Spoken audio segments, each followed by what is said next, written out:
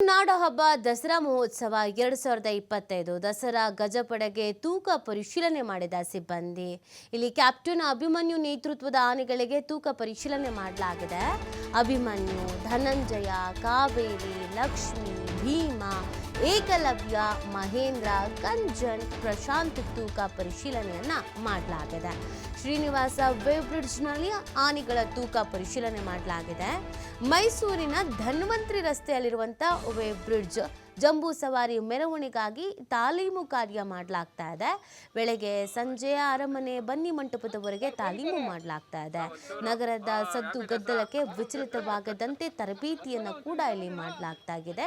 ತರಬೇತಿಯನ್ನು ನೀಡ್ತಾ ಇರೋದು ಅಂದರೆ ಇದು ನಾರ್ಮಲ್ ಆಗಿ ಪ್ರತಿ ವರ್ಷದಂತೆ ಈ ವರ್ಷವೂ ಕೂಡ ಅಂದರೆ ಒಮ್ಮೆಲೆ ವೆಹಿಕಲ್ಸ್ಗಳ ಹಾರನ್ ಆಗಿರ್ಬೋದು, ಸೌಂಡ್ ಆಗಿರ್ಬೋದು, ಗದ್ದಲ ಆಗಿರ್ಬೋದು, ಜನರುಗಳ ಓಡಾಟ ಆಗಿರ್ಬೋದು, ಇದ್ಯಾವುದರಿಂದಲೂ ಕೂಡ ವಿಚಲಿತ ಆಗಬಾರ್ದು ಅನ್ನುವಂಥ ಕಾರಣಕ್ಕೆ ತಯಾರಿಯನ್ನು ಮಾಡುವಂಥದ್ದು, ತಾಲೀಮನ್ನು ಮಾಡುವಂಥದ್ದು. ಇದು ಒಂದು ತಿಂಗಳಿರಬೇಕಾದ್ರೂ ಶುರು ಆಗುತ್ತೆ. ಅದೇ ರೀತಿಯಾಗಿ ಈ ವರ್ಷವೂ ಕೂಡ ಜಂಬೂ ಸವಾರಿಗೆ ತಾಲೀಮನ್ನು ಮಾಡಲಾಗ್ತಾ ಇದೆ. ಇನ್ನೊಂದು ಕಡೆಯಲ್ಲಿ ಆನೆಗಳ ತೂಕವನ್ನು ಕೂಡ ಇಲ್ಲಿ ಪರಿಶೀಲನೆ ಮಾಡಲಾಗಿದೆ. ಯಾವ ಆನೆ ಎಷ್ಟೆಷ್ಟು ತೂಕ ಇದೆ ಅಂತ ಪರಿಶೀಲನೆಯನ್ನು ನಡೆಸಲಾಗಿದೆ. ಹಾಗಿದ್ರೆ ಈ ಬಾರಿಯ ಮೈಸೂರು ದಸರಾದಲ್ಲಿ ಭಾಗಿಯಾಗ್ತಾ ಇರುವಂಥ, ಪಾಲ್ಗೊಳ್ತಾ ಇರುವಂಥ ಆನೆಗಳ ತೂಕ ಎಷ್ಟೆಷ್ಟು ಇದೆ ಅಂತ ಒಮ್ಮೆ ನೋಡ್ಬಿಡೋದಾದರೆ ಭೀಮನ ತೂಕ 5465 kg ಅನ್ನೋದು ಗೊತ್ತಾಗ್ತಾ ಇದೆ.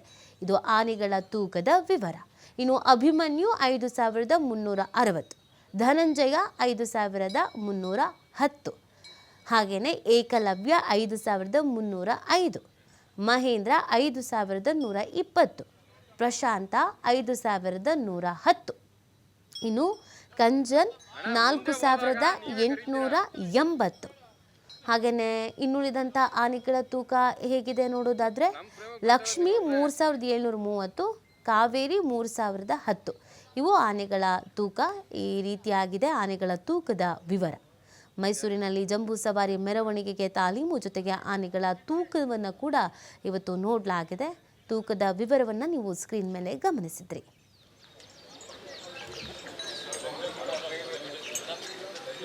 ಈ ಬಗ್ಗೆ ಮತ್ತಷ್ಟು ಮಾಹಿತಿ ನೀಡ್ತಾರೆ ನಮ್ಮ ಪ್ರತಿನಿಧಿ ಪುನೀತ್. ಲೈವ್ನಲ್ಲಿ ಜಾಯ್ನ್ ಆಗ್ತಿದ್ದಾರೆ ಮೈಸೂರಿನಿಂದ. ಪುನೀತ್, ದಸರಾ ಹಬ್ಬ ಅಂತಂದ್ರೇ ಸಂಭ್ರಮ ಸಡಗರ. ತಾಲೀಮು ಒಂದು ತಿಂಗಳಿರ್ಬೇಕಾದ್ರೆ ಶುರು ಆಗುತ್ತೆ. ಈ ಬಾರಿಯ ಹೈಲೈಟ್ಸ್ ಏನೇನಿದೆ, ಯಾವೆಲ್ಲ ಆನೆಗಳು ಭಾಗಿಯಾಗ್ತಾ ಇದೆ?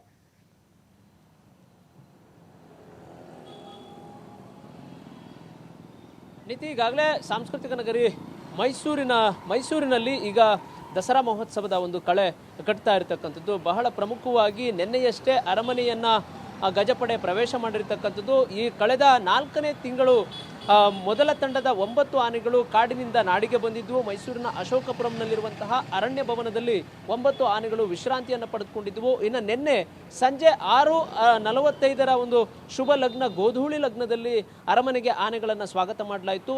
ಪ್ರತಿ ಬಾರಿಯಂತೆ ಸಾಂಪ್ರದಾಯಿಕವಾದಂತಹ ಪೂಜೆಯನ್ನು ಸಲ್ಲಿಸುವ ಮುಖಾಂತರ ಜಿಲ್ಲಾಡಳಿತ ಜೊತೆಗೆ ಅರಮನೆ ಮಂಡಳಿ ಆನೆಗಳನ್ನು ಸ್ವಾಗತ ಮಾಡತಕ್ಕಂಥ ಒಂದು ಕೆಲಸವನ್ನು ಮಾಡಿದ್ವು. ನಿನ್ನೆ ಬಂದಂತಹ ಆನೆಗಳು ಈಗ ಏನು ಮೈಸೂರಿನ ವೇವ್ ಬ್ರಿಡ್ಜ್ ಏನಿದೆ, ಸಾಯಿರಾಮ್ ವೇವ್ ಬ್ರಿಡ್ಜ್ನಲ್ಲಿ ಇವತ್ತು ತೂಕವನ್ನು ಪರಿಶೀಲನೆ ಮಾಡ್ತಕ್ಕಂಥ ಒಂದು ಕೆಲಸ ಮಾಡಲಾಗಿರ್ತಕ್ಕಂಥದ್ದು. ಪ್ರಮುಖವಾಗಿ ಅರಮನೆಗೆ ಆನೆಗಳು ಬರ್ತಿದ್ದಂತೆಯೇ ಒಂದು ಗತವೈಭವ ಮರುಕಳಿಸ್ತಾ ಇರತಕ್ಕಂಥದ್ದು. ಈಗ ದಸರಾದ ಕಾರ್ಯಕ್ರಮಗಳು ಇಂದಿನಿಂದಲೇ ಆರಂಭವಾಗ್ತಕ್ಕಂಥದ್ದು. ಅದರಲ್ಲಿ ಮೊದಲಿಗೆ ಆನೆಗಳ ಒಂದು ತೂಕ ಪರಿಶೀಲನೆಯನ್ನು ಮಾಡ್ತಕ್ಕಂಥ ಒಂದು ಕಾರ್ಯ ಈಗ ಮುಕ್ತಾಯವಾಗಿರ್ತಕ್ಕಂಥದ್ದು. ಅದರಲ್ಲಿ ಹೆಸರಿಗೆ ತಕ್ಕಂತೆ ಈ ಬಾರಿ ಬಂದಿರತಕ್ಕಂಥ ಮೊದಲ ತಂಡದ 9 ಆನೆಗಳಲ್ಲಿ ಭೀಮನೆ ಬಲಶಾಲಿಯಾಗಿರ್ತಕ್ಕಂಥದ್ದು. 5460 ತೂಕ ಇರತಕ್ಕಂಥದ್ದು, ಕೆಜಿ ತೂಕ ಇರತಕ್ಕಂಥದ್ದು ಭೀಮ. ಜೊತೆಗೆ ಅಭಿಮನ್ಯು ಕೂಡ 5360 ತೂಕ ಇರತಕ್ಕಂಥದ್ದು. 9 ಆನೆಗಳನ್ನು ಕೂಡ ತೂಕ ಮಾಡತಕ್ಕಂಥ ಒಂದು ಕೆಲಸ ಮಾಡಲಾಗಿದೆ. ಬಾಕಿ ಉಳಿದಿರತಕ್ಕಂಥ 5 ಆನೆಗಳು 2ನೇ ತಂಡದಲ್ಲಿ ಬರ್ತವೆ. ಇನ್ನು ಬಹಳ ಪ್ರಮುಖವಾಗಿರ್ತಕ್ಕಂಥದ್ದು ಅಕ್ಟೋಬರ್ 2ನೇ ತಾರೀಕು ನಡೆಯುವಂತಹ ಜಂಬೂ ಸವಾರಿಯ ಮೆರವಣಿಗೆ ಏನಿರುತ್ತೆ, ಆ ಒಂದು ಮೆರವಣಿಗೆಯ ಸಂದರ್ಭದಲ್ಲಿ ಲಕ್ಷಾಂತರ ಜನ ರಾಜಮಾರ್ಗದಲ್ಲಿ ಆ ಒಂದು ಜಂಬೂ ಸವಾರಿ ಮೆರವಣಿಗೆಯನ್ನು ಕಣ್ತುಂಬಿಕೊಳ್ಳಲಿಕ್ಕೆ ಕಾದು ಕುಳಿತಿರ್ತಾರೆ. ಈ ಸಂದರ್ಭದಲ್ಲಿ ಆನೆಗಳು ನಗರದ ಸದ್ದು ಗದ್ದಲ ಇರಬಹುದು, ಜೊತೆಗೆ ಜನಗಳ ಒಂದು ಕೂಗಾಡುವಂತಹ ಸೌಂಡ್ಗಳೇನಿರ್ತವೆ, ಈ ಶಬ್ದಗಳೆಲ್ಲಕ್ಕೂ ಕೂಡ ಒಗ್ಗಿಕೊಳ್ಳುವಂತಹ ರೀತಿಯಲ್ಲಿ ಆ ಒಂದು ಆನೆಗಳನ್ನು ತಯಾರಿ ಮಾಡ್ತಕ್ಕಂಥ ಒಂದು ಕೆಲಸವನ್ನು ಮಾಡಲಾಗುತ್ತೆ, ಟ್ರೈನಿಂಗನ್ನು ಕೊಡಲಾಗುತ್ತೆ. ಅದೇ ರೀತಿಯಲ್ಲಿ ಇವತ್ತಿನ ಒಂದು ಸಂಜೆ ಅಥವಾ ನಾಳೆ ಬೆಳಿಗ್ಗೆಯಿಂದ ಆನೆಗಳಿಗೆ ತಾಲೀಮು ಆರಂಭವಾಗುತ್ತೆ. ಮೈಸೂರಿನ ಅರಮನೆಯ ಅಂಗಳದಿಂದ ಬನ್ನಿ ಮಂಟಪದವರೆಗೆ ಅಂದರೆ ಸುಮಾರು 5 ಕಿಲೋಮೀಟರ್ವರೆಗೆ ಪ್ರತಿನಿತ್ಯವೂ ಕೂಡ ಬೆಳಗ್ಗೆ ಮತ್ತು ಸಂಜೆ 2 ಸಮಯದಲ್ಲೂ ಕೂಡ ಆನೆಗಳು ತಾಲೀಮನ್ನು ಮಾಡ್ತವೆ. ಮೊದಲಿಗೆ ಕಾಲ್ನಡಿಗೆಯಲ್ಲಿ ತಾಲೀಮನ್ನು ಮಾಡತಕ್ಕಂಥ ಆನೆಗಳು, ತದನಂತರ ಭಾರ ಹೊರಿಸುವಂತಹ ತಾಲೀಮನ್ನು ಕೂಡ ಮಾಡಲಾಗುತ್ತೆ. ಜೊತೆಗೆ ಪಟ್ಟದ ಆನೆಗಳಿರ್ಬೋದು, ನಿಶಾನೆ ಆನೆಗಳಿರ್ಬೋದು, ಜೊತೆಗೆ ಕ್ಯಾಪ್ಟನ್ ಅಭಿಮನ್ಯು ಏನು ಆನೆ ಇರುತ್ತೆ ತೂಕವನ್ನು ಹೊರಿಸುವಂತಹ ಒಂದು ಅಭ್ಯಾಸವನ್ನು ಮಾಡಲಾಗುತ್ತೆ. ಹೀಗಾಗಿ ಆನೆಗಳು ಮೈಸೂರಿಗೆ ಬರ್ತಾ ಇದ್ದಂತೆಯೇ ಈಗ ಮೈಸೂರಿನಲ್ಲಿ ದಸರಾದ ಒಂದು ಕಳೆಗಟ್ತಾ ಇರತಕ್ಕಂಥದ್ದು. ಈಗಾಗಲೇ ಲಕ್ಷಾಂತರ ಜನರು ಕೂಡ ಈ ಒಂದು ದಸರಾವನ್ನು ಕಣ್ತುಂಬಿಕೊಳ್ಳುವಂತಹ ದೃಷ್ಟಿಯಲ್ಲಿಯೇ ಕಾತರರಾಗಿದ್ದಾರೆ ಅಂದರೂ ಕೂಡ ತಪ್ಪಾಗಲಿಕ್ಕಿಲ್ಲ. ಹೀಗಾಗಿ ಆನೆಗಳನ್ನು ಮತ್ತಷ್ಟು ಬಲಿಷ್ಠಗೊಳಿಸ್ತಕ್ಕಂಥ ಒಂದು ಕೆಲಸ ಆಗುತ್ತೆ. ಈಗಾಗಲೇ ಏನು ತೂಕ ಮಾಡಲಾಗಿರುವಂತಹ 9 ಆನೆಗಳನ್ನು ಗಮನಿಸಿದಂತಹ ಸಂದರ್ಭದಲ್ಲಿ ಯಾವುದೇ ರೀತಿಯಲ್ಲೂ ಕೂಡ ಏನು ಕಳೆದ ಬಾರಿ ಇಲ್ಲಿಂದ ನಾಡಿನಿಂದ ಕಾಡಿಗೆ ಹೋಗುವಂತಹ ಸಂದರ್ಭದಲ್ಲಿ ಎಷ್ಟು ತೂಕ ಇದ್ವೋ ಅಷ್ಟೇ ತೂಕ ಇರತಕ್ಕಂಥದ್ದು ಆನೆಗಳು. ಈಗ ಮತ್ತಷ್ಟು ಪೋಷಕಾಂಶ ಭರಿತವಾದಂತಹ ಆಹಾರ ಪದಾರ್ಥಗಳನ್ನು ಆನೆಗಳಿಗೆ ಇವತ್ತಿನಿಂದಲೇ ನೀಡಲಾಗುತ್ತೆ.